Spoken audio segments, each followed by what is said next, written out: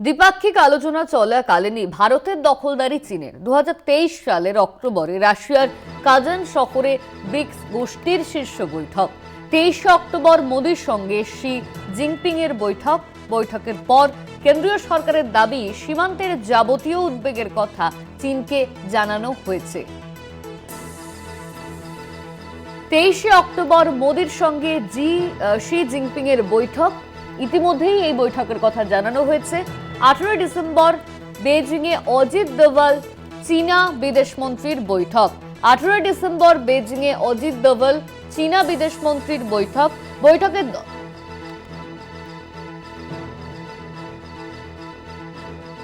বৈঠকের 10 দিনের মাথায় জিনহুয়া দাবি করে দুই নতুন কাউন্টি গঠিত হয়েছে। হিয়াং ও হেকাং নামে এই দুই কাউন্টি লাদাখের অংশ দাবি করে ভারতের বিদেশ মন্ত্রক। এমনই কিন্তু দাবি করা হচ্ছে ভারতের বিদেশ মন্ত্রকের তরফে যে দুটি কাউন্টি লাদাখের অংশ।